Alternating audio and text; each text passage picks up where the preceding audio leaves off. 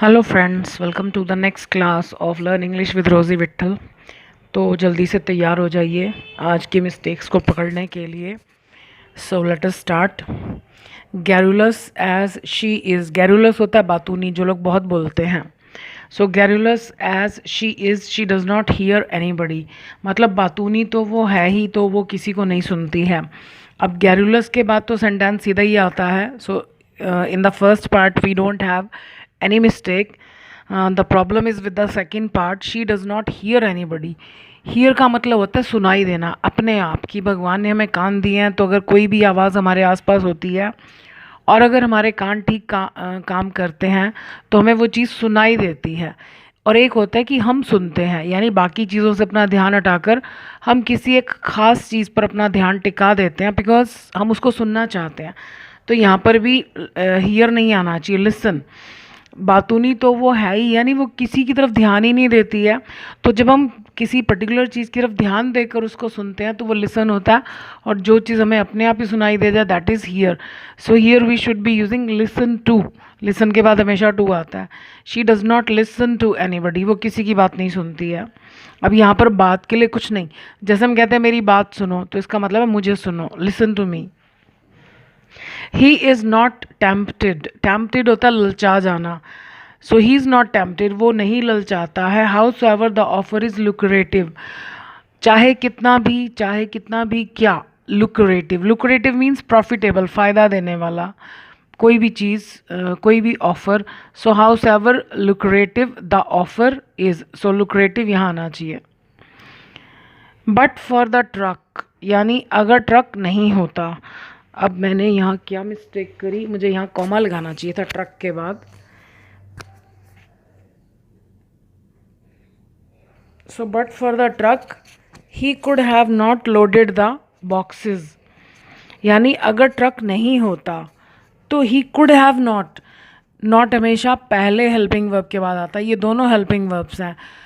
Could have, would have, should have, ये हमेशा past के बारे में केवल सोच रहे होते हैं कि ये हो सकता था, ये होना चाहिए था, ये हो जाता। वुड हैव का मतलब पक्का हो जाता, शुड हैव होना चाहिए था, कुड हैव हो तो सकता था पर हुआ नहीं। सो ही कुड नॉट यहाँ आना चाहिए, he could not have loaded the boxes, यानी अगर ट्रक नहीं होता तो वो बॉक्सेस को लोड नहीं कर सका होता। तो देखो हम सोच रहे हैं कि ऐसा नहीं हो सका होता, जबकि इसका रियलिटी क्या है, उल्टा हो गया। मतलब उसने बॉक्सेस लोड कर दिए, पर अगर ट्रक नहीं होता तो ये पॉसिबल नहीं होता। The cheapest thing may have some use. अब जब विरोधाभास वाली बातें हों, हैरानगी वाली बातें हों और उसमें भी आ रहा हो, अब हम कह रहे हैं चीपेस्ट का मतलब सबसे सस्ती, क्योंकि ये सुपरलेटिव डिग्री है। So the cheapest thing may have, यानी सबसे सस्ती चीज़ में भी मे हैव हो सकता है सम यूज़, उसका भी कुछ उपयोग, कुछ यूज़ हो सकता है। अब एक तरफ तो हम कह रहे हैं चीपेस्ट घटिया, और दूसरी तरफ हम कह रहे हैं उसका यूज़ हो सकता है, तो यानी विरोधाभास है। तो अब भी के लिए कुछ स्टूडेंट्स कहेंगे the cheapest thing also may also have some use, यहाँ पर इवन लगाना चाहिए, इवन, जहाँ पर भी कॉन्ट्रास्ट हो, विरोधाभास हो। सो इवन द चीपेस्ट थिंग, तो जब भी आपको ये कहना हो ना, अच्छे से अच्छा आदमी भी कभी कभी गलती कर देता है। अब ये देखो विरोधाभास है ना, एक तरफ हम कह रहे हैं अच्छा, दूसरी तरफ हम कह रहे हैं गलती करना। इंटेलिजेंट से इंटेलिजेंट स्टूडेंट भी कभी कभी कंफ्यूज हो सकता है। अब एक तरफ इंटेलिजेंट और दूसरी तरफ विरोधाभास कंफ्यूज हो सकता है। तो ऐसे सारे सेंटेंसेस जिसमें हम कहते हैं सुपरलेटिव डिग्री लगाकर कहते हैं कि ऐसा भी हो सकता है, मतलब विरोधाभास वाली बात कर रहे हैं, तो भी के लिए we should always use even, और बिल्कुल बिगिनिंग में। So even the cheapest thing, यानी सस्ते से सस्ती चीज़ में भी कुछ, सस्ते से सस्ती चीज़ का भी कुछ उपयोग हो सकता है। The more deeper a river is, अब हमको द के बाद कंपैरेटिव डिग्री लगानी थी, हमने क्या करा, डबल कंपैरेटिव यूज़ कर दिया। मतलब हमने यहाँ पर ई आर भी लगा दिया, मोर भी लगा दिया। मोर हम एडजेक्टिव के साथ कब लगाते हैं, जब वो एडजेक्टिव ऐसा हो कि उसके बाद ई आर नहीं लग सकता। जैसे ब्यूटीफुल, तो हम ये नहीं कहते ब्यूटीफुलर, तो हम क्या करते हैं, ई आर लगाने की बजाय मोर लगा देते हैं। सो यहाँ पर डीप के साथ डीपर आता है, तो हमें मोर लगाने की ज़रूरत नहीं। So the deeper a river is, जितनी ज़्यादा गहरी एक नदी होती है, the treacherous, this is are, treacherous it may be. अब ट्रेचरस का बेसिकली मतलब होता है देशद्रोही, गद्दार, जो वफादार नहीं है।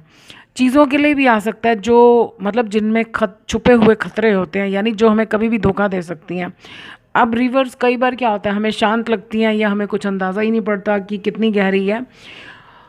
तो the deeper a river is, जितनी ज़्यादा गहरी नदी होती है वो भले ही कितनी शांत हो, the treacherous it may be, यानी वो धोखेबाज, इसको धोखेबाजी कहेंगे भी कोई भी चीज़, गद्दार, तो वो हो सकती है। अब इसमें मिस्टेक क्या है, यहाँ पर कंपैरेटिव डिग्री आनी चाहिए, तो अब इसके पीछे तो ई आर लग नहीं सकता, तो यहाँ पर more, the more treacherous it may be, यानी वो उतनी ज़्यादा खतरनाक हो सकती है। He would not have sacked if he were not disloyal, he would not have, यानी हम पास्ट की बात कर रहे हैं। सैक होता है नौकरी से निकाल देना, सैक का मतलब बोरी भी होता है, मतलब सैक वर्ब भी है और नाउन भी है। तो उसने नौकरी से नहीं निकाला होता अगर वो गद्दार नहीं होता, उसने नहीं, उसको नहीं निकाला गया होता, तो पैसिव वॉइस है, यानी ये काम इसके साथ होना है। तो आपको मालूम है पैसिव वॉइस दो चीज़ों के बिना नहीं बनता, B plus third form. So he would not have been sacked. अब ये कंडीशनल टाइप थर्ड है, वुड और हैव आ रहा है, तो थर्ड में क्या है, इधर भी थर्ड फॉर्म आनी चाहिए।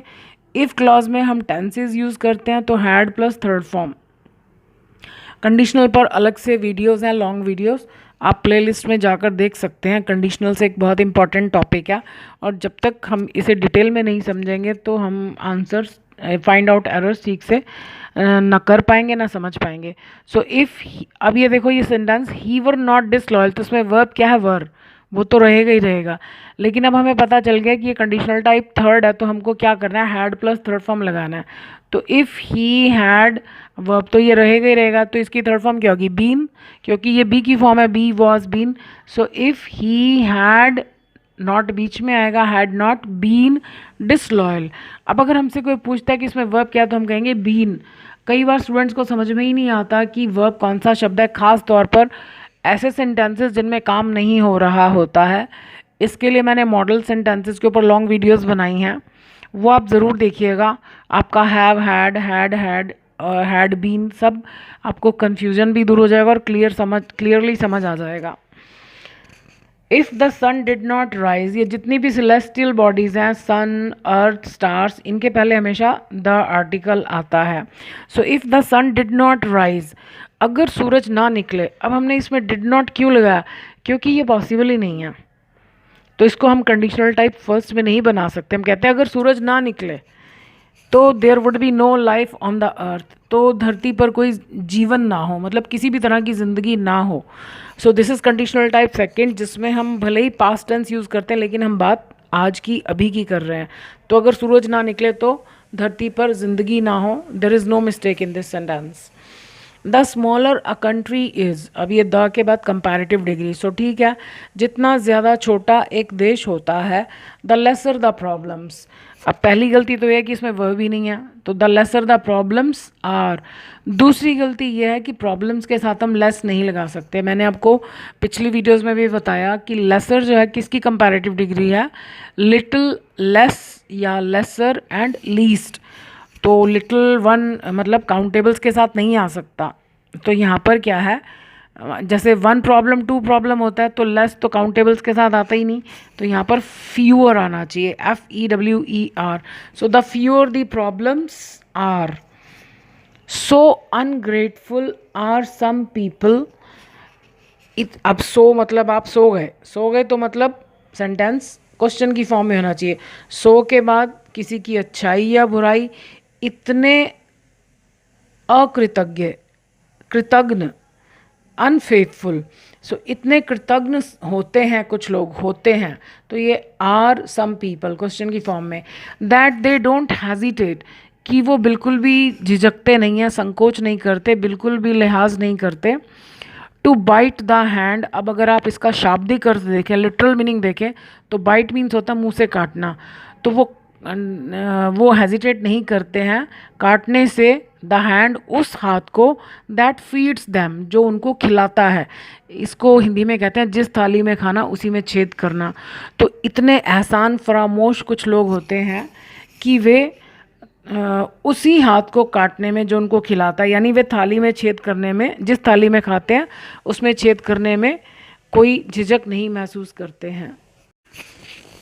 If nobody will help me, अगर कोई मेरी हेल्प नहीं करेगा, I shall be in a tight corner. Tight corner मतलब डिफ़िकल्ट सिचुएशन, तो मैं एक डिफ़िकल्ट सिचुएशन में पड़ जाऊंगा।